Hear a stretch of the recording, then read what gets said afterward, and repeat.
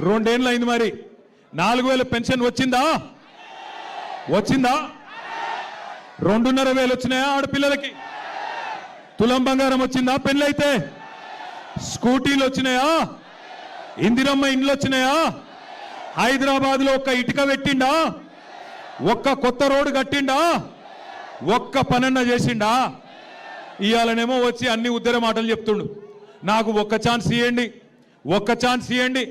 అయ్యా నీకు ఒక్క ఛాన్స్ ఇస్తేనే కదా 162 మంది ఆటో వాళ్ళు ఆత్మహత్యలు చేసుకునే పరిస్థితి తెచ్చినావు. నీకు ఒక్క ఛాన్స్ ఇస్తేనే కదా హైదరాబాద్ను బర్బాద్ చేసినావు.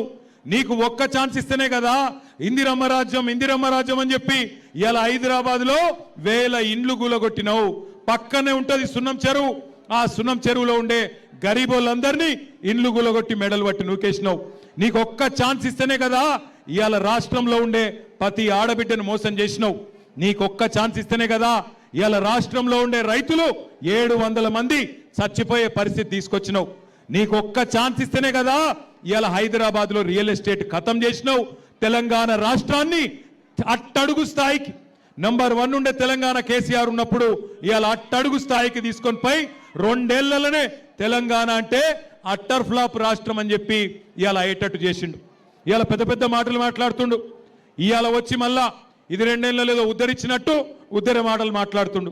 నాకు ఒక్క ఛాన్స్ ఇవ్వండి, ఒక్క ఛాన్స్ ఇవ్వండి. నీకు 2 ఏళ్ల కిందటనే ఇచ్చిండ్రు ఒక్క ఛాన్సు. ఒక్క మాట నిలబెట్టుకోలే. ఒక్కసారి ఆలోచించండి. 1 కాదు 2 కాదు. ఇందిరమ్మ రాజ్యం అంటే 1000 ఇండ్లు కూలగొట్టిండు. 1 కాదు 2 కాదు. ఇదే హైదరాబాద్లో బోరబండ పక్కనే ఉండే సున్నం చెరువులో, మీ జూబ్లీ హిల్స్ పక్కనే ఉండే అన్ని బస్తీలలో మొత్తం ఇండ్లు కూలగొట్టిండ్రు. రేపు మీ బోరబండ మీదికి బుల్డోజర్ రావద్దంటే, మీ బోరబండలో గరీబోళ్ళ ఇల్లు కూలొద్దంటే కేసీఆర్ గారు పంపే సునీత గోపీనాథ్ గారిని గెలిపించండి. కారు బుల్డోజర్ కి మధ్యన జరుగుతున్న ఈ పోటీలో కారు గెలవాలి, బుల్డోజర్ ఓడిపోవాలి. ఒక్క మాట యాద పెట్టుకోండి. ఇవాళ పక్కన కుకట్పల్లిలో వచ్చిన కష్టం రేపు మీకు రాదు అనుకోవద్దు.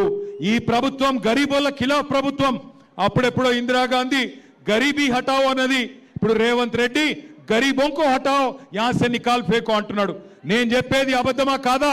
ఒక్కసారి ఆ హైడ్రా బాధితుల వీడియో మీకు నేను చూపెడతా. వాళ్ళ బాధలేందో మీరు చూడాలని కోరుతా ఉన్నా.